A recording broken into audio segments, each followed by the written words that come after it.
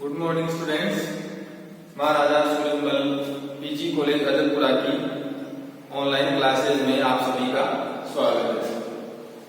पिछले लेक्चर में हमने चर्चा की थी रिडक्शन पोटेंशियल, अपचयन विभव और मैग्नेटिक प्रॉपर्टी, चुंबकीय गुणों के बारे में। संक्रमण तत्वों के चुंबकीय गुण और अपचयन विभव जो था उसकी चर्चा की थी। अपने किस प्रकार से बढ़ता है, किस प्रकार वेरी करता है अपचयन विभव और मैग्नेटिक प्रॉपर्टी संक्रमण तत्वों की। आज अपन बात करेंगे फर्स्ट ट्रांजिशन सीरीज जो है 3D सीरीज, उसके एलिमेंट्स जो है उनकी कलर बनाने या कलरफुल होने की क्या नेचर है, क्या प्रॉपर्टी है। रंगीन विलयन यानी कि कलरफुल होते हैं या कलरलेस होते हैं 3D सीरीज के तत्व या उनके बनाए हुए कंपाउंड्स या उनके विलयन। तो ये कलर होते हैं या कलरलेस होते हैं, इस गुण के बारे में पढ़ेंगे। तो सबसे पहले अपन ये बात करेंगे कि संक्रमण तत्व जो है कलर्ड क्यों दिखाई देते हैं। ये तो अपने को पता है कि संक्रमण तत्व लगभग सभी तत्व कलरफुल होते हैं, रंगीन होते हैं, यानी उनके संक्रमण तत्व भी रंगीन होते हैं और उनके कंपाउंड जो है विलयन जो है वो भी कलरफुल होते हैं। अब इसका रीजन क्या है संक्रमण तत्वों का रंगीन दिखाई देगा? तो पहला रीजन इसका कि संक्रमण तत्वों के डी ऑर्बिटल्स में या बाह्यतम ऑर्बिटल्स एम्प्टी होते हैं या हाफ फिल्ड होते हैं, यानी कि या तो अर्ध रूप से भरे हुए होते हैं या पूर्णतया खाली होते हैं। इनके डी ऑर्बिटल जो है उनमें अनपेयर्ड इलेक्ट्रॉन पाए जाते हैं या अपन ये कह सकते हैं आंशिक रूप से भरे होते हैं, जिसकी वजह से इनके विलयन जो है कलरफुल दिखाई देते हैं। यानी कि अपूर्ण रंगीन दिखाई देने के लिए क्या जरूरी है? अपूर्ण डी ऑर्बिटल आधा भरा हुआ कक्षा और पूर्ण रूप से भरा हुआ, यानी कि दो विन्यास अपने पास D0 या D10। इन दोनों की कंडीशन में संक्रमण तत्व जो है वो कलरलेस दिखाई देगा, रंगहीन दिखाई देगा।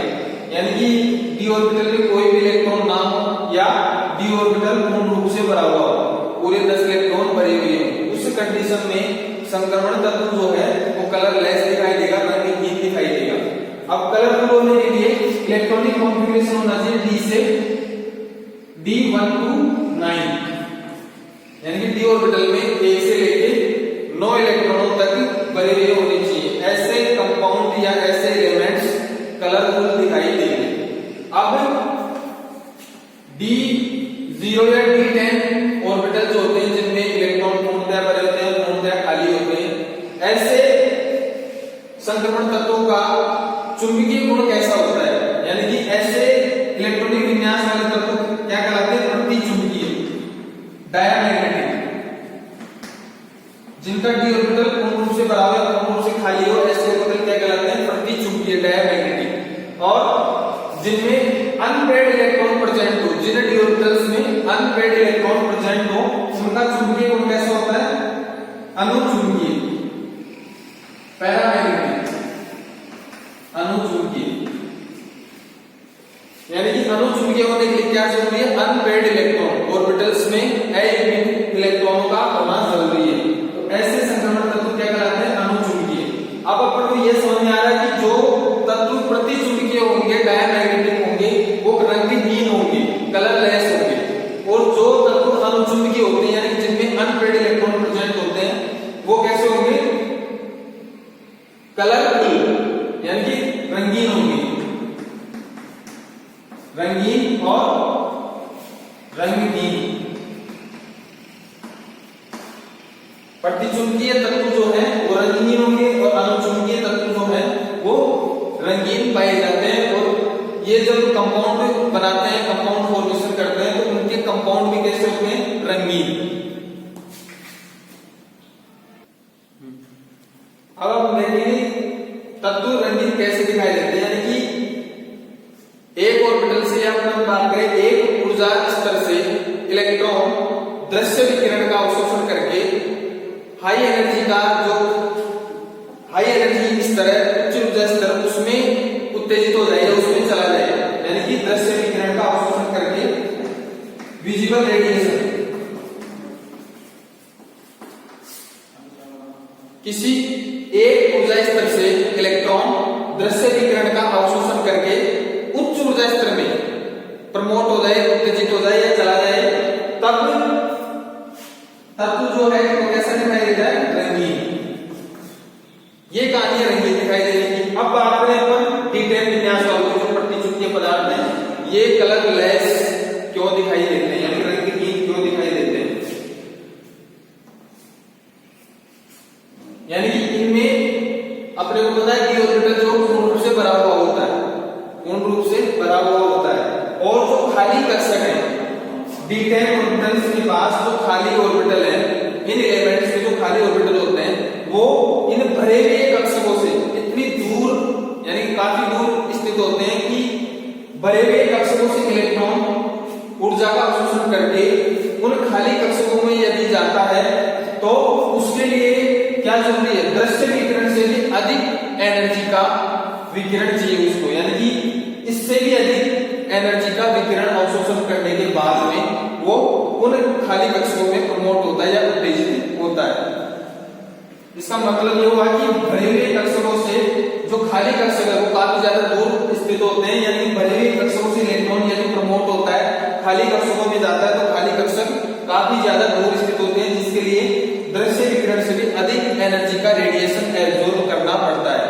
यही कारण है कि D10 विन्यास वाले एलिमेंट जो है या उनके कंपाउंड जो है वो प्रतिचुंबकीय और रंगहीन होते हैं। ऑर्बिटल जो है खाली ऑर्बिटल काफी ज्यादा दूर प्रेजेंट होते हैं और वहां तक प्रमोट होने के लिए, इलेक्ट्रॉन को वहां तक प्रमोट होने के लिए या उत्तेजित होने के लिए किसकी जरूरत पड़ती है?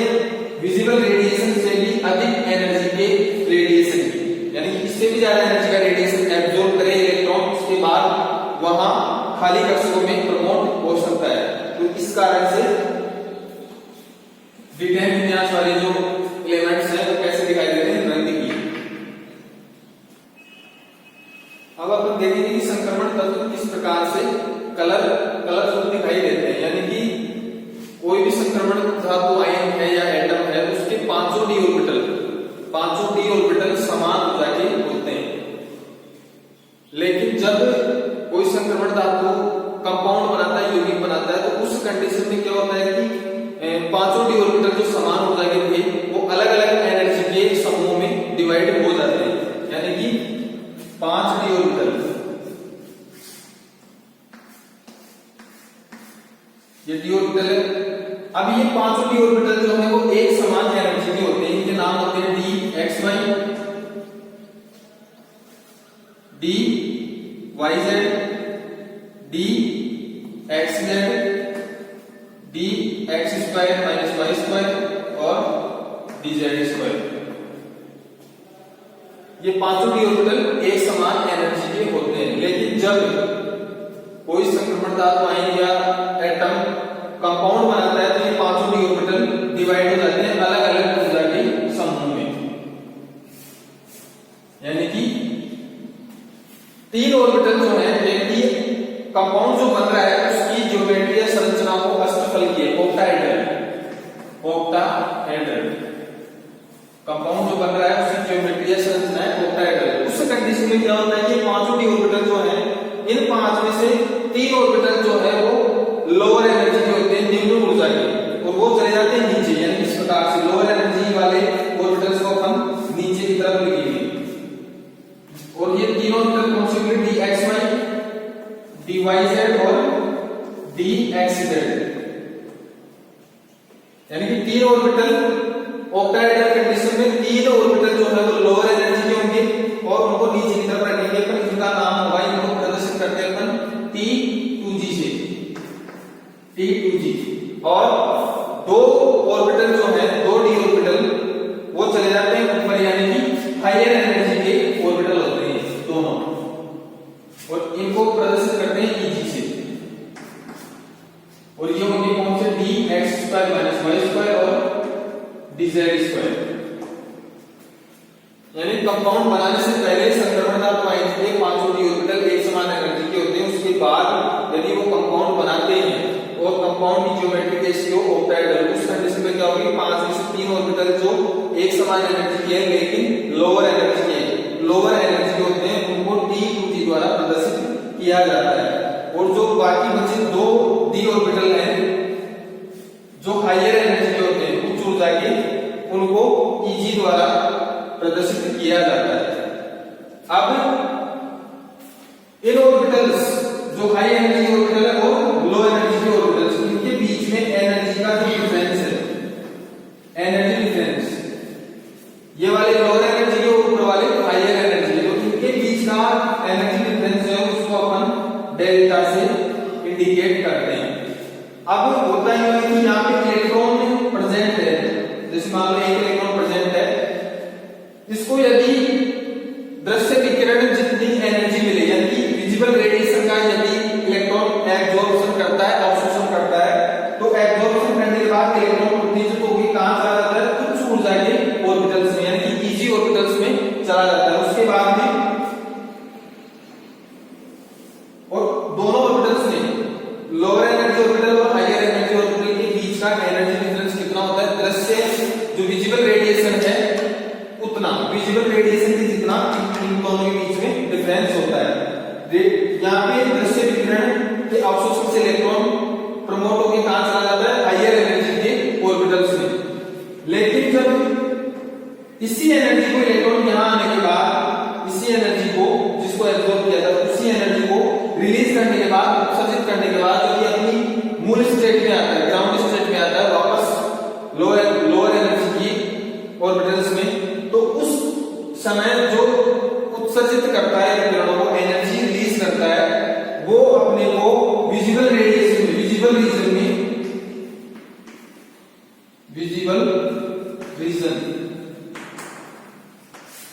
विजिबल रीजन की फॉर्म में दिखाई देती है। और वो एनर्जी ही, या वो एनर्जी हम लोग किस रूप में दिखाई देती है, विजिबल रीजन, दृश्य क्षेत्र में दिखाई पड़ती है, जिसकी वजह से अपने को कंपाउंड जो है वो कलरफुल दिखाई देते हैं, रंगीन दिखाई देते हैं।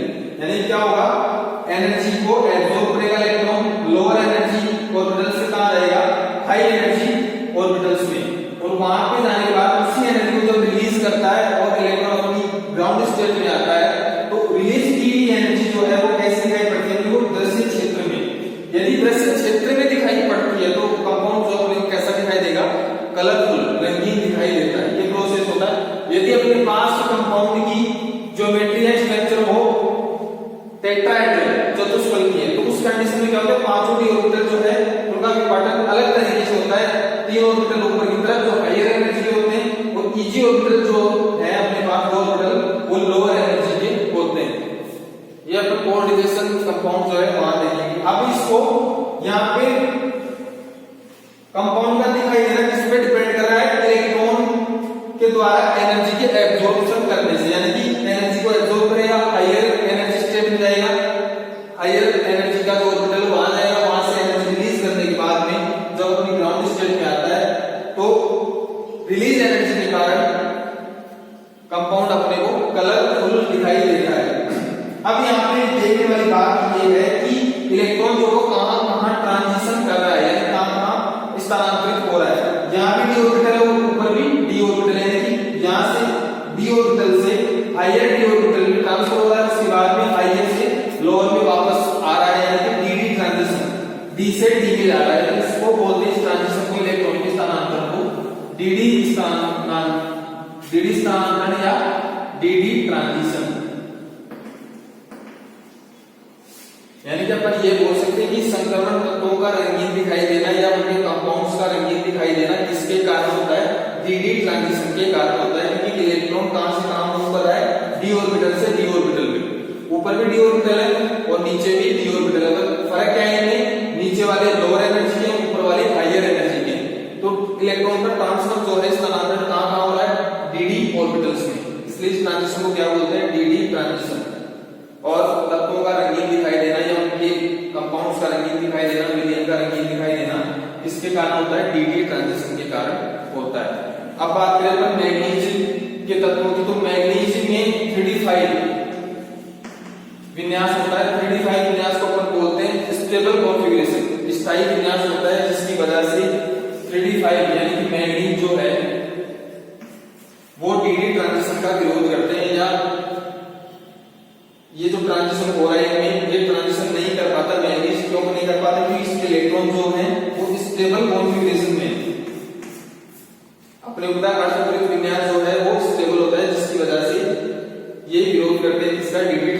का, तो जिसकी वजह से Mn मैग्नीज+2 आयन जो है वो रंगहीन होते हैं, या Mn+2 के बने कंपाउंड जो है वो कलरलेस होंगे। दूसरा एग्जांपल है Fe+3, इस टाइप के आयन है जिनके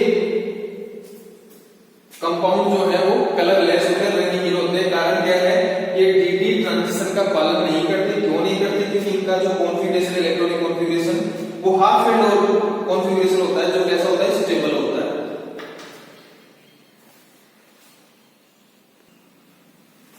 अगला हम देखेंगे अपन संकुल यौगिक। प्रथम संक्रमण श्रेणी के तत्व जो है वो किस प्रकार से संकुल यौगिक बनाते हैं। संकुल यौगिक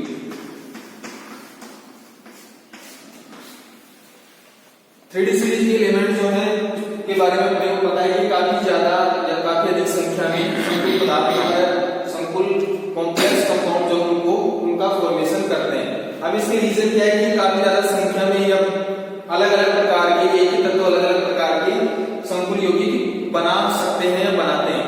इसके रीजन क्या है इनको देखेंगे अपन। सबसे पहले पहला रीजन इसका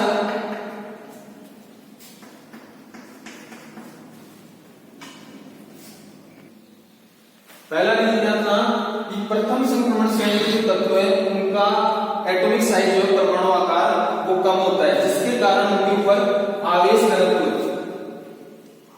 घनत्व चार्ज डेंसिटी, आवेश घनत्व अधिक होता है, आवेश घनत्व का मान अधिक होता है। दूसरा रीजन, इनके पास खाली एम्प्टी n-1p NS और Np ऑर्बिटल्स होते हैं, यानी कि संक्रमण तत्व के पास खाली n-1d ऑर्बिटल, NS और Np ऑर्बिटल्स मौजूद होते हैं, जो क्या करते हैं आपस में संकरित होकर एक ही टाइप के खाली कक्षक बना देते हैं, जिनमें संकरित ऑर्बिटल्स में डोनर एटम जो है जैसे F- Cl- Cn- या NH3 3d NO, ये जो डोनर एटम है, लिगेंड अणु, ये इलेक्ट्रॉन पेयर डोनेट करके या इनके संकरित कक्षकों के साथ बंध बना के काफी अधिक संख्या में संकुल पदार्थ जो है, कॉम्प्लेक्स कंपाउंड जो है उनका फॉर्मेशन करते हैं, कॉम्प्लेक्स कंपाउंड्स। दूसरा रीजन का खाली ऑर्बिटल्स पाए जाते हैं जो संकरित होकर डोनर एटम के साथ बॉन्डिंग बनाते हैं। डोनर एटम उन खाली ऑर्बिटल्स में, खाली संकरित खाली ऑर्बिटल्स में अपने लोन पेयर डोनेट करते हैं और उसकी वजह से काफी अधिक संख्या में कॉम्प्लेक्स कंपाउंड्स का फॉर्मेशन होता है। तीसरा रीजन इसका कि संक्रमण तत्व जो है वो काफी अधिक संख्या में, यानी कि अधिकतम ऑक्सीकरण अवस्था और उच्च ऑक्सीकरण अवस्था प्रदर्शित करते हैं, यानी कि अधिक ऑक्सीकरण अवस्थाएं प्रदर्शित करते हैं, जिसकी वजह से अलग अलग प्रकार के अलग अलग ऑक्सीकरण अवस्था वाले कंपाउंड का फॉर्मेशन करते हैं। और यानी कि केंद्रीय धातु आयन जो है उससे जो दाता अणु जुड़े होते हैं, बॉन्ड बनाते हैं या रिडाइन होते हैं, उनको बोलते हैं लिगेंड। और केंद्रीय धातु आयन से लिगेंडों की जितनी संख्या बॉन्ड बनाती है, बंध बना सकती है, वो क्या कहलाती है, धातु की समन्वय संख्या। और कॉम्प्लेक्स कंपाउंड जो है उसके ऊपर जो चार्ज होता है, आवेश होता है, वो केंद्रीय धातु आयन और लिगेंड, केंद्रीय धातु आयन का आवेश और लिगेंड का आवेश होता है, उसका बीजीय योग होता है। अपन इनके बारे में अगले चैप्टर में चर्चा करेंगे। और ऑक्सीकरण अवस्था जो है ये इनका सबसे मुख्य कारण है अधिक से अधिक संकुल यौगिक बना सकने का। तो अपन ऑक्सीकरण अवस्था जो इनका सबसे मुख्य प्रॉपर्टीज को अगले लेक्चर में देखेंगे। धन्यवाद। हेलो बच्चों, महाराजा सूरजमल पीजी कॉलेज अजबपुरा की ऑनलाइन क्लासेज में आप सभी का स्वागत है। आज अपन पढ़ेंगे डी कक्षकों का क्रिस्टल फील्ड विभाजन। पिछले लेक्चर में भी अपना ये पॉइंट चल रहा था। आज अपन फिर से इसको थोड़ा सा और देखेंगे। तो किस प्रकार से डी कक्षकों का विभाजन होता है, किसके द्वारा, लिगेंडों के द्वारा उत्पन्न फील्ड के द्वारा। यानी कि लिगेंड जो है वो एक फील्ड उत्पन्न करते हैं जैसे ही बंद दूरी पे आते हैं, और उस फील्ड के कारण जो डी कक्षक हैं उनकी समरंजता, यानी कि एक समान एनर्जी के ऑर्बिटल्स होते हैं, क्रिस्टल फील्ड के कारण, लिगेंडों की क्रिस्टल फील्ड के कारण इनकी समरसता समाप्त हो जाती है, यानी कि ये जो डी कक्षक है ये अलग अलग ऊर्जा के कक्षकों में विभाजित हो जाते हैं। तो सबसे पहले अपन देखेंगे जो डी ऑर्बिटल है उनको अपन एक लाइन से प्रदर्शित कर रहे हैं। तो डी कक्षक 5 प्रकार के होते हैं, d x y, d y z, d x z, d x square minus y square और डी जेड स्क्वायर। यहाँ पे ये पांचों डी कक्षक एक समान हो जाएंगे, यानी कि इनके पास में कोई लिगेंड नहीं है, यानी कि पृथक आयन के रूप में है और आयन के पांचों डी कक्षक एक समान ऊर्जा के हैं। इसके बाद जैसे ही लिगेंड इनके पास आते हैं तो लिगेंडों के द्वारा उत्पन्न जो फील्ड होता है उसके कारण ये एक्साइटेड स्टेट में चले जाते हैं, उत्तेजित अवस्था में। यानी कि लिगेंडों के पास आने के बाद में ये जाते हैं एक्साइटेड स्टेट में, उत्तेजित अवस्था में। यानी कि उत्तेजित अवस्था में भी इनका विभाजन नहीं होता है, यानी कि यहाँ पे भी ये क्या होंगे, अविभाजित 500 कक्षक एक समान ऊर्जा के होंगे। और इसके बाद जैसे लिगेंड और ज्यादा नजदीक आते हैं और लिगेंड के पास में जो भी डी ऑर्बिटल पड़ेगा उसके ऊपर प्रतिकर्षण ज्यादा लगता है। जो डी ऑर्बिटल लिगेंड से अधिक दूरी पर होगा उसके ऊपर प्रतिकर्षण कम लगता है। तो दूरी को देखते हुए इन डी ऑर्बिटल्स का दो कैटेगरी में डिवाइडेशन हो जाता है, यानी कि जो पास में होगा वो अधिक बल से प्रतिकर्षित होगा और जो दूर होगा वो कम प्रतिकर्षण से प्रतिकर्षित होगा। तो इस प्रकार से यहाँ पे लिगेंड के पास आने के बाद ही कहानी स्टार्ट होगी। ये उत्तेजित अवस्था है डी कक्षकों की और लिगेंड के आने के बाद में। तो अगर अपन बात करें ऑक्टाहेड्रल ज्योमेट्री, अष्टफलकीय ज्यामिति, तो अष्टफलकीय ज्यामिति में क्या होता है, d x square minus y square और डी जेड स्क्वायर, ये दो ऑर्बिटल जो हैं वो लिगेंड के पास पड़ते हैं, कि एक्सिस पे पड़ते हैं और लिगेंड कहाँ से अप्रोच करता है, एक्सिस से। तो ये दो ऑर्बिटल जो है वो एक्सिस के ऊपर पड़ते हैं, यानी कि लिगेंड के ज्यादा नजदीक होते हैं, जिसकी वजह से इनके ऊपर प्रतिकर्षण ज्यादा लगता है। और ज्यादा लगने से क्या होता है, जिन्हें ऑर्बिटल्स के ऊपर रिपल्सन ज्यादा होगा वो उच्च ऊर्जा के हो जाते हैं, हाई एनर्जी के हो जाते हैं। तो यानी कि लिगेंड के पास आने के बाद ये जो दो ऑर्बिटल है ये कहाँ चले जाएंगे, ऊपर की तरफ, यानी कि उच्च ऊर्जा के कहलाएंगे। ये दो ऑर्बिटल तो क्या होंगे, हाई एनर्जी की। हाई एनर्जी क्यों है, क्योंकि लिगेंड के द्वारा इनके ऊपर ज्यादा प्रतिकर्षण लगाया जा रहा है। और जो एक्सिस के बीच में पड़ते हैं ऑर्बिटल्स वो कौन कौन से होते हैं, d x y, d y z और डी एक्स जेड। ये तीन ऑर्बिटल जो हैं वो कहाँ पड़ते हैं, एक्सिस के बीच में, क्योंकि डी ऑर्बिटल्स की आकृति जो है उसका अध्ययन अपन पीछे कर चुके। तो अपने को पता है ये तीनों ऑर्बिटल्स एक्सिस के बीच में पड़ते हैं, दो ऑर्बिटल्स एक्सिस के ऊपर। और लिगेंड अप्रोच कहाँ से करता है, एक्सिस के ऊपर से करता है, एक्सिस पर से अप्रोच करता है, जिसकी वजह से ये दो ऑर्बिटल जो है वो ज्यादा प्रतिकर्षित होते हैं, जिसके कारण ये दोनों ऑर्बिटल हाई एनर्जी के ऑर्बिटल्स हो जाते हैं। और इन दोनों ऑर्बिटल्स को कंबाइंड रूप से बोलते हैं ईजी। ईजी नाम से जाना जाता है किन ऑर्बिटल्स को, d x square minus y square और डी जेड स्क्वायर। बाकी बचे तीन ऑर्बिटल निम्न ऊर्जा के कहलाते हैं, यानी कि निम्न ऊर्जा के कक्षक हो जाते हैं। इस वजह से क्योंकि ये जो ऑर्बिटल है ये कहाँ पड़ते हैं, एक्सिस के बीच में, और वहां पे लिगेंड के द्वारा प्रतिकर्षण कम लगता है, जिसकी वजह से ये कम एनर्जी के हो जाते हैं। और इन तीनों ऑर्बिटल्स को कंबाइंड रूप से T2G बोलते हैं, T2G, यानी कि हमेशा ही इन तीनों ऑर्बिटल्स का नाम क्या रहेगा, T2G, और इन दो ऑर्बिटल्स का EG। और अब लिगेंड के पास आने के बाद, यानी कि लिगेंड के क्रिस्टल फील्ड के कारण इन ऑर्बिटल्स का डिवाइडेशन हो चुका, यानी कि ऊपर वाले ऑर्बिटल जो हैं वो हाई एनर्जी के, नीचे वाले लोअर एनर्जी के। अब इनके बीच का जो डिफरेंस है, हाई एनर्जी के ऑर्बिटल्स और लोअर एनर्जी के ऑर्बिटल्स, इनके बीच का डिफरेंस, एनर्जी का जो डिफरेंस है उसको अपन प्रदर्शित करते हैं डेल ओ से।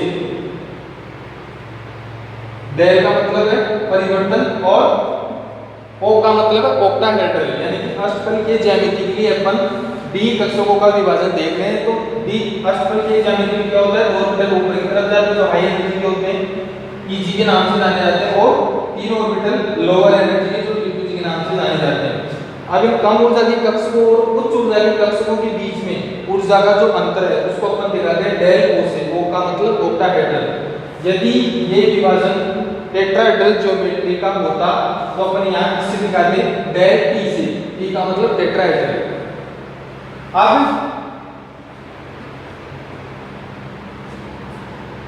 ये जो स्टेट है एक्साइटेड स्टेट, अपन इसको रेफरेंस स्टेट के नाम से भी जानते हैं, यानी कि निर्देशक अवस्था। यानी कि इसके सापेक्ष अपने को ये देखना होता है कि जो दो ऑर्बिटल ऊपर की तरफ गए हैं उनमें कितनी एनर्जी में बढ़ोतरी हुई है, कितनी वृद्धि हुई है, और इसके द्वारा ही अपन नीचे वाले कक्षकों के बारे में देखते हैं कि ये इनकी ऊर्जा में कितनी कमी हुई है।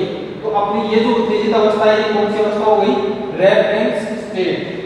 यानी कि इसकी रेफरेंस में अपन हाई एनर्जी ऑर्बिटल और लोअर एनर्जी ऑर्बिटल्स की ऊर्जा का मान निकालने की कोशिश करते हैं। रेफरेंस स्टेट यहाँ पे इनका विभाजन नहीं हुआ है, और यहाँ पे तो पृथक आयन है बिल्कुल, और लिगेंड के पास आने के बाद में उत्तेजित अवस्था, लेकिन यहाँ पे डी कक्षकों का विभाजन नहीं होता है।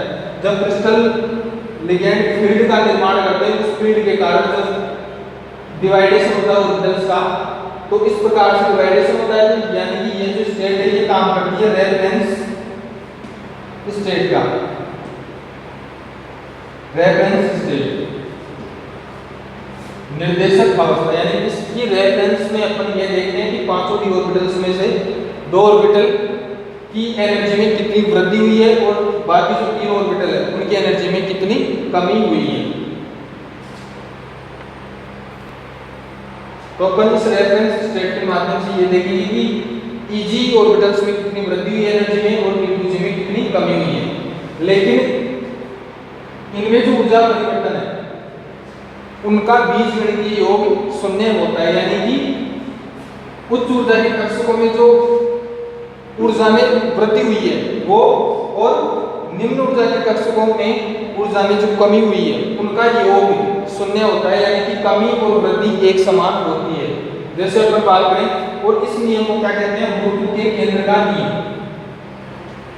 गुरुत्व के केंद्र का नियम।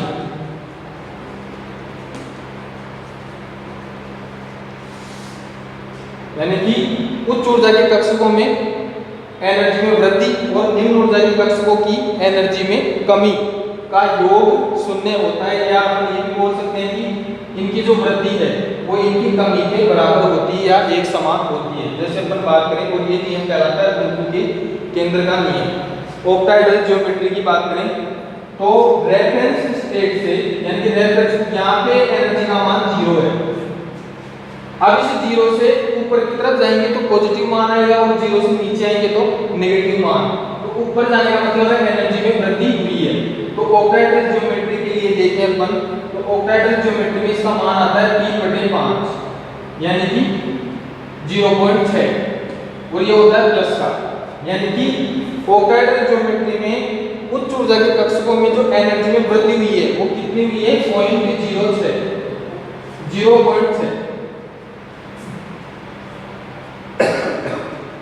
ये किसको दिखा रहा है, Pg कक्षकों की एनर्जी में जो वृद्धि हुई है रेफरेंस स्टेट के सापेक्ष।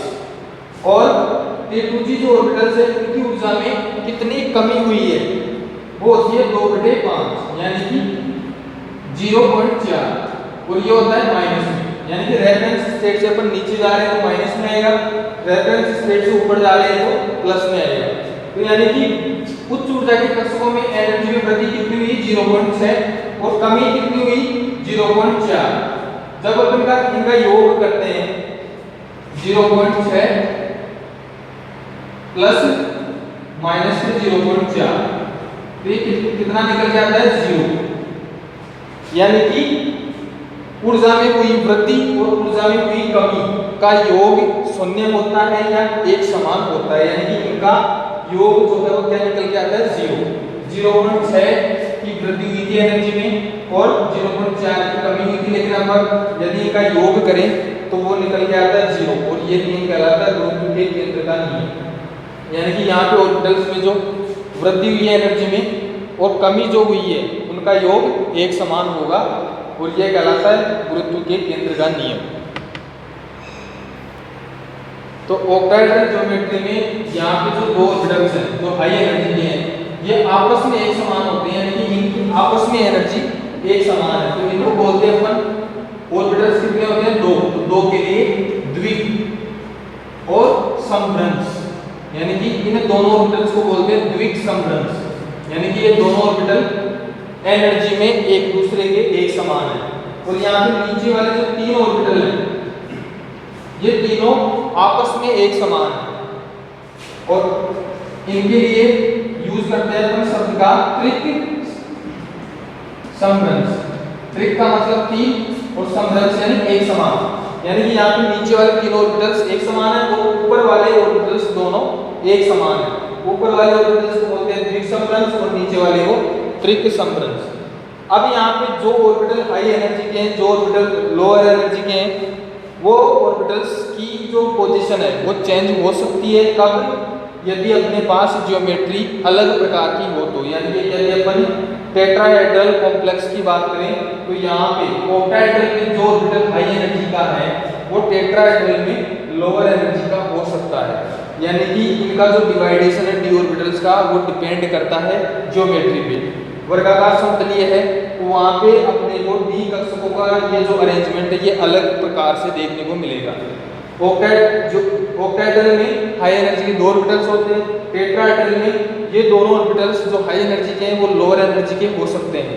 वर्गाकार समतलीय में एक अलग परिस्थिति अपने को देखनी पड़ सकती है। तो अपन ने ये बात की थी ऑक्टाहेड्रल ज्योमेट्री की। इसके बाद अपन इसको किससे दिखा रहे हैं? एनर्जी डिफरेंस को डेल ओ से, या अपन इसको शो कर सकते हैं tan dq। इसके द्वारा भी ऊर्जा परिवर्तन को प्रदर्शित कर सकते हैं। तो ये था अपना डिवाइडेशन जो क्रिस्टल फील्ड में सबसे ज़्यादा महत्वपूर्ण होता है और यहाँ से हर बार एक क्वेश्चन जरूर पूछा जाता है यूनिवर्सिटी के एग्जाम में। तो यहाँ से था अपना ऑक्टाहेड्रल ज्योमेट्री के लिए आपको सीधा सा पूछ सकता है कि वो अष्टफलकीय ज्यामिति के लिए डी कक्षकों के विभाजन को समझाइए। तो आपको इस प्रकार से दिखाना है कि सबसे पहले पांच ऑर्बिटल जो समभ्रंश है यानी कि एनर्जी में एक समान है, यानी कि ये कब की कंडीशन है? जब इनके पास लिगेंड प्रेजेंट होता ही नहीं है, यानी कि पृथक रूप से प्रेजेंट होते हैं। उसके बाद जैसे लिगेंड पास में आएंगे एक्साइटेड होते हैं डी ऑर्बिटल्स और ये एक्साइटेड अवस्था में चले जाते हैं, उत्तेजित अवस्था में। तो ये स्टेट कहलाती है कि एक्साइटेड स्टेट या रेफरेंस स्टेट। उसके बाद जो लिगेंडों द्वारा उत्पन्न फील्ड जो है जिसके कारण ऑर्बिटल्स का डिवाइडेशन होता है, तो डिवाइडेशन होने के बाद में इन पांचों की ऑर्बिटल्स का डिवाइडेशन होता है। दो ऑर्बिटल्स कहाँ जाते हैं? ऊपर की तरफ, यदि अपने पास ज्योमेट्री ऑक्टाहेड्रल है तो। और तीन ऑर्बिटल कहाँ जाते हैं? लोअर एनर्जी के नीचे की तरफ, E2G के नाम से जानते हैं। उच्च ऊर्जा कक्षकों को EG के नाम से, इनके बीच का जो एनर्जी डिफरेंस है उसको बताते हैं अपन डेल से या tan dq द्वारा। और जो बीच वाली स्टेट है एक्साइटेड स्टेट, इसको अपन रेफरेंस के रूप में इस्तेमाल करते हैं। यहाँ पे भी पांचों की ऑर्बिटल एक समान एनर्जी के होते हैं।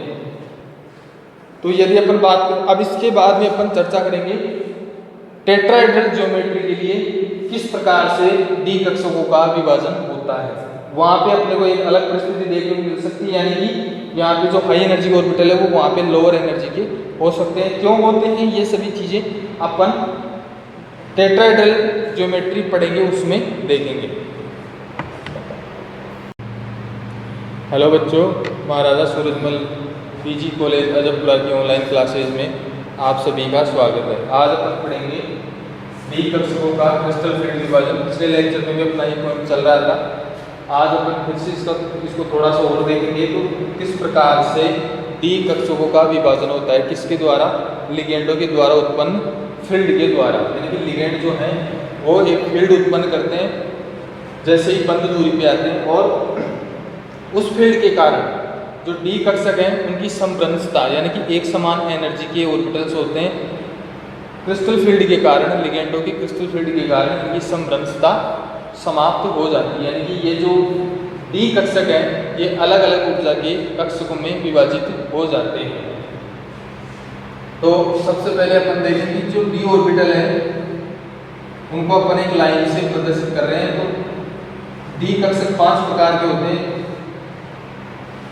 D x y, d y z, d x z, d x square minus y square और डी जेड स्क्वायर। यहाँ पे ये पांचों डी कक्षक एक समान हो जाएंगे, यानी कि इनके पास में कोई लिगेंड नहीं है, यानी कि पृथक आयन के रूप में है और आयन के पांचों डी कक्षक एक समान ऊर्जा के हैं। इसके बाद जैसे ही लिगेंड इनके पास आते हैं तो लिगेंडों के द्वारा उत्पन्न जो फील्ड होता है उसके कारण ये एक्साइटेड स्टेट में चले जाते हैं, उत्तेजित अवस्था में। यानी कि लिगेंडों के पास आने के बाद में ये जाते हैं एक्साइटेड स्टेट में, उत्तेजित अवस्था में। यानी कि उत्तेजित अवस्था में भी इनका विभाजन नहीं होता है, यानी कि यहाँ पे भी ये क्या होंगे, अविभाजित 500 कक्षक एक समान ऊर्जा के होंगे। और इसके बाद जैसे लिगेंड और ज्यादा नजदीक आते हैं और लिगेंड के पास में जो भी डी ऑर्बिटल पड़ेगा उसके ऊपर प्रतिकर्षण ज्यादा लगता है, जो डी ऑर्बिटल लिगेंड से अधिक दूरी पर होगा उसके ऊपर प्रतिकर्षण कम लगता है। तो दूरी को देखते हुए इन डी ऑर्बिटल्स का दो कैटेगरी में डिवाइडेशन हो जाता है, यानी कि जो पास में होगा वो अधिक बल से प्रतिकर्षित होगा और जो दूर होगा वो कम प्रतिकर्षण से प्रतिकर्षित होगा। तो इस प्रकार से यहाँ पे लिगेंड के पास आने के बाद ही कहानी स्टार्ट होगी। ये उत्तेजित अवस्था है डी कक्षकों की और लिगेंड के आने के बाद में। तो अगर अपन बात करें ऑक्टाहेड्रल ज्योमेट्री, अष्टफलकीय ज्यामिति, तो अष्टफलकीय ज्यामिति में क्या होता है, d x square minus y square और डी जेड स्क्वायर, ये दो ऑर्बिटल जो हैं वो लिगेंड के पास पड़ते हैं कि एक्सिस पे पड़ते हैं और लिगेंड कहाँ से अप्रोच करता है, एक्सिस से। तो ये दो ऑर्बिटल जो है वो एक्सिस के ऊपर पड़ते हैं, यानी कि लिगेंड के ज्यादा नजदीक होते हैं, जिसकी वजह से इनके ऊपर प्रतिकर्षण ज्यादा लगता है। और ज्यादा लगने से क्या होता है, जिन्हें ऑर्बिटल्स के ऊपर रिपल्सन ज्यादा होगा वो उच्च ऊर्जा के हो जाते हैं, हाई एनर्जी के हो जाते हैं। तो यानी कि लिगेंड के पास आने के बाद ये जो दो ऑर्बिटल है ये कहाँ चले जाएंगे, ऊपर की तरफ, यानी कि उच्च ऊर्जा के कहलाएंगे। ये दो ऑर्बिटल तो क्या होंगे, हाई एनर्जी की। हाई एनर्जी क्यों है, क्योंकि लिगेंड के द्वारा इनके ऊपर ज्यादा प्रतिकर्षण लगाया जा रहा है। और जो एक्सिस के बीच में पड़ते हैं ऑर्बिटल्स वो कौन कौन से होते हैं, d x y, d y z और डी एक्स जेड। ये तीन ऑर्बिटल जो हैं वो कहाँ पड़ते हैं, एक्सिस के बीच में, क्योंकि डी ऑर्बिटल्स की आकृति जो है उसका अध्ययन अपन पीछे कर चुके। तो अपने को पता है ये तीनों ऑर्बिटल्स एक्सिस के बीच में पड़ते हैं, दो ऑर्बिटल्स एक्सिस के ऊपर। और लिगेंड अप्रोच कहाँ से करता है, एक्सिस के ऊपर से करता है, एक्सिस पर से अप्रोच करता है, जिसकी वजह से ये दो ऑर्बिटल जो है वो ज्यादा प्रतिकर्षित होते हैं, जिसके कारण ये दोनों ऑर्बिटल हाई एनर्जी के ऑर्बिटल्स हो जाते हैं। और इन दोनों ऑर्बिटल्स को कंबाइंड रूप से बोलते हैं ईजी, ईजी नाम से जाना जाता है इन ऑर्बिटल्स को, d x square minus y square और डी जेड स्क्वायर। बाकी बचे तीन ऑर्बिटल निम्न ऊर्जा के कहलाते हैं, यानी कि निम्न ऊर्जा के कक्षक हो जाते हैं। इस वजह से क्योंकि ये जो ऑर्बिटल है ये कहाँ पड़ते हैं, एक्सिस के बीच में, और वहाँ पे लिगेंड के द्वारा प्रतिकर्षण कम लगता है, जिसकी वजह से ये कम एनर्जी के हो जाते हैं। और इन तीनों ऑर्बिटल्स को कंबाइंड रूप से T2G बोलते हैं, T2G। यानी कि हमेशा ही इन तीनों ऑर्बिटल्स का नाम क्या रहेगा, T2G, और इन दो ऑर्बिटल्स का EG।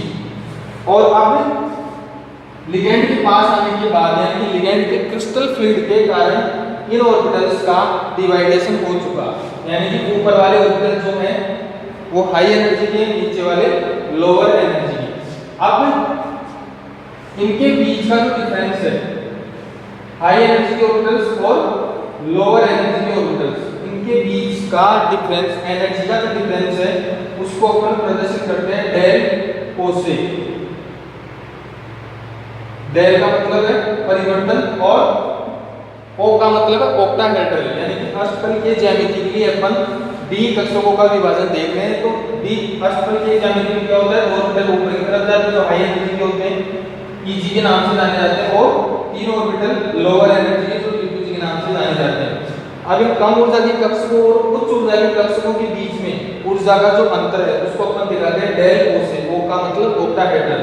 यदि ये विभाजन टेट्राहेड्रल ज्योमेट्री का होता तो अपन यहाँ किससे दिखाते डेल टी से। टी का मतलब टेट्राहेड्रल। अब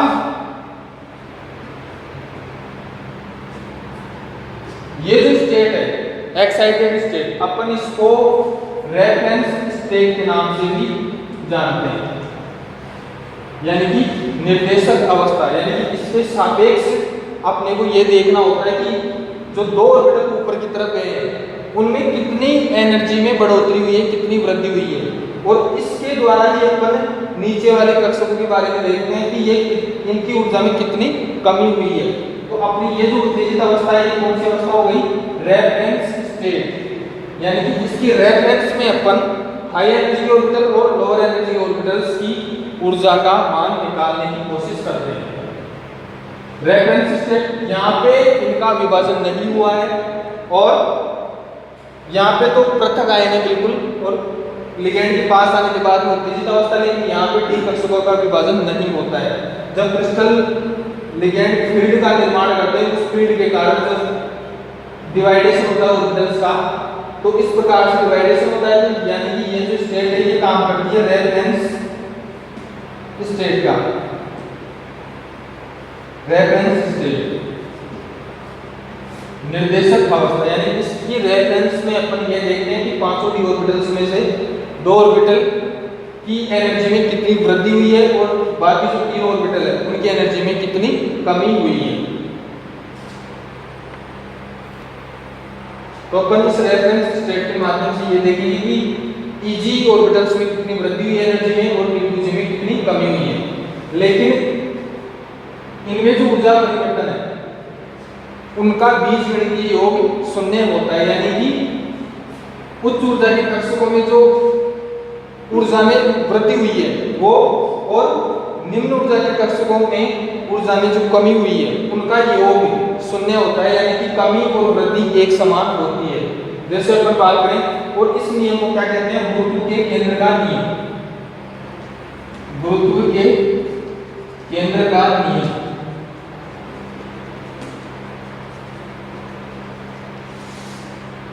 यानी कि उच्च ऊर्जा के कक्षकों में एनर्जी में वृद्धि और निम्न ऊर्जा के कक्षकों की एनर्जी में कमी का योग शून्य होता है। या हम ये भी बोल सकते हैं कि इनकी जो वृद्धि है वो इनकी कमी के बराबर होती है या एक समान होती है। जैसे अपन बात करें, और ये नियम कहलाता है गुरुत्व के केंद्र का नियम।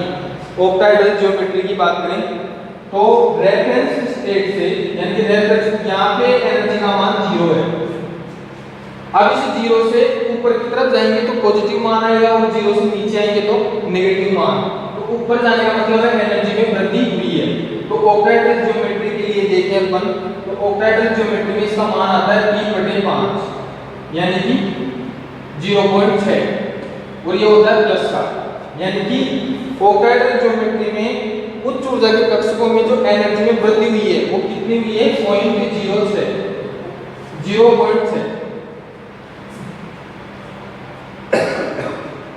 ये किसको दिखा रहा है, ईजी कक्षकों की एनर्जी में जो वृद्धि हुई है रेफरेंस स्टेट के सापेक्ष। और ये 2G जो ऑर्बिटल्स है उनकी ऊर्जा में कितनी कमी हुई है वो होती है 2/5, यानी कि 0.4, और ये होता है माइनस में। यानी कि रेफरेंस स्टेट से अपन नीचे जा रहे हैं तो माइनस में आएगा, रेफरेंस स्टेट से ऊपर जा रहे हैं तो प्लस में आएगा। तो यानी कि उच्च ऊर्जा के कक्षकों में एनर्जी में वृद्धि कितनी हुई, 0.6, और कमी कितनी हुई, 0.4। जब अपन इनका योग करते हैं 0.6 प्लस माइनस में 0.4, तो ये कितना निकल जाता है, 0। यानी कि ऊर्जा में हुई वृद्धि और ऊर्जा में हुई कमी का योग शून्य होता है या एक समान होता है। यानी कि इनका योग जो है वो क्या निकल के आता है, 0.6 की वृद्धि हुई थी एनर्जी में और 0.4 की कमी हुई थी। लेकिन अब यदि इनका योग करें तो वो निकल के आता है 0, और ये नियम कहलाता है गुरुत्व के केंद्र का नियम। यानी कि यहाँ पे ऑर्बिटल्स में जो वृद्धि हुई है एनर्जी में और कमी जो हुई है उनका योग एक समान होगा, और यह कहलाता है गुरुत्व के केंद्र का नियम। तो ऑक्टाहेड्रल ज्योमेट्री में यहाँ पे जो दो ऑर्बिटल्स हैं जो हाई एनर्जी के हैं ये आपस में एक समान होते हैं, यानी कि इनकी आपस में एनर्जी एक समान है। तो इनको बोलते हैं अपन ऑर्बिटल्स कितने होते हैं? दो। तो दो के लिए द्विक और समभ्रंश, यानी कि इन दोनों ऑर्बिटल्स को बोलते हैं द्विक समभ्रंश, यानी कि ये दोनों ऑर्बिटल एनर्जी में एक दूसरे के एक समान है। और यहाँ पे नीचे वाले जो तीन ऑर्बिटल हैं ये तीनों आपस में एक समान है और इनके लिए यूज करते हैं अपन शब्द का त्रिक समभ्रंश। त्रिक का मतलब तीन और समभ्रंश यानी एक समान, यानी कि यहाँ पे नीचे वाले तीन ऑर्बिटल्स एक समान है और ऊपर वाले ऑर्बिटल्स दोनों एक समान है। ऊपर वाले ऑर्बिटल्स को बोलते हैं द्विक समभ्रंश और नीचे वाले को त्रिक समभ्रंश। अब यहाँ पे जो ऑर्बिटल हाई एनर्जी के हैं, जो ऑर्बिटल लोअर एनर्जी के हैं, वो ऑर्बिटल्स की जो पोजीशन है वो चेंज हो सकती है। कब? यदि अपने पास ज्योमेट्री अलग प्रकार की हो तो, यानी कि यदि अपन टेट्राहेड्रल कॉम्प्लेक्स की बात करें तो यहाँ पे ऑक्टाहेड्रल में जो ऑर्बिटल हाई एनर्जी का है वो टेट्राहेड्रल में लोअर एनर्जी का हो सकता है, यानी कि इनका जो डिवाइडेशन है डी ऑर्बिटल्स का वो डिपेंड करता है ज्योमेट्री पे। वर्गाकार समतलीय है तो वहाँ पे अपने को डी कक्षकों का ये जो अरेंजमेंट है ये अलग प्रकार से देखने को मिलेगा। ऑक्टाहेड्रल में हाई एनर्जी के दो ऑर्बिटल्स होते हैं, टेट्राहेड्रल में ये दोनों ऑर्बिटल्स जो हाई एनर्जी के हैं वो लोअर एनर्जी के हो सकते हैं। वर्गाकार समतलीय में एक अलग परिस्थिति अपने को देखनी पड़ सकती है। तो अपन ने ये बात की थी ऑक्टाहेड्रल ज्योमेट्री की। इसके बाद अपन इसको किससे दिखा रहे हैं? एनर्जी डिफरेंस को डेल ओ से, या अपन इसको शो कर सकते हैं tan dq, इसके द्वारा भी ऊर्जा परिवर्तन को प्रदर्शित कर सकते हैं। तो ये था अपना डिवाइडेशन जो क्रिस्टल फील्ड में सबसे ज़्यादा महत्वपूर्ण होता है और यहाँ से हर बार एक क्वेश्चन जरूर पूछा जाता है यूनिवर्सिटी के एग्जाम में। तो यहाँ से था अपना ऑक्टाहेड्रल ज्योमेट्री के लिए आपको सीधा सा पूछ सकता है कि अष्टफलकीय ज्यामिति के लिए डी कक्षकों के विभाजन को समझाइए। तो आपको इस प्रकार से दिखाना है कि सबसे पहले पांचों ऑर्बिटल जो समभ्रंश है यानी कि एनर्जी में एक समान है, यानी कि ये कब की कंडीशन है? जब इनके पास लिगेंड प्रेजेंट होता ही नहीं है, यानी कि पृथक रूप से प्रेजेंट होते हैं। उसके बाद जैसे लिगेंड पास में आएंगे एक्साइटेड होते हैं डी ऑर्बिटल्स और ये एक्साइटेड अवस्था में चले जाते हैं, उत्तेजित अवस्था में। तो ये स्टेट कहलाती है कि एक्साइटेड स्टेट या रेफरेंस स्टेट। उसके बाद जब लिगेंड द्वारा उत्पन्न फील्ड जो है जिसके कारण ऑर्बिटल्स का डिवाइडेशन होता है, तो डिवाइडेशन होने के बाद में इन पांचों की ऑर्बिटल्स का डिवाइडेशन होता है। दो ऑर्बिटल्स कहाँ जाते हैं? ऊपर की तरफ, यदि अपने पास ज्योमेट्री ऑक्टाहेड्रल है तो। और तीन ऑर्बिटल कहाँ जाते हैं? लोअर एनर्जी के नीचे की तरफ, D2G के नाम से जानते हैं। उच्च ऊर्जा कक्षकों को BC के नाम से, उनके बीच का जो एनर्जी डिफरेंस है उसको बताते हैं अपन डेल से या tan dt द्वारा। और जो बीच वाली स्टेट है एक्साइटेड स्टेट, इसको अपन रेफरेंस के रूप में इस्तेमाल करते हैं। यहाँ पे भी पांचों की ऑर्बिटल एक समान एनर्जी के होते हैं। तो यदि अपन बात करें, अब इसके बाद में अपन चर्चा करेंगे टेट्राहेड्रल ज्योमेट्री के लिए किस प्रकार से डी कक्षकों का विभाजन होता है। वहाँ पे अपने को एक अलग परिस्थिति देखने को मिल सकती है, यानी कि यहाँ पे जो हाई एनर्जी ऑर्बिटल है वो वहाँ पे लोअर एनर्जी के हो सकते हैं। क्यों होते हैं ये सभी चीज़ें अपन टेट्राहेड्रल ज्योमेट्री पढ़ेंगे उसमें देखेंगे।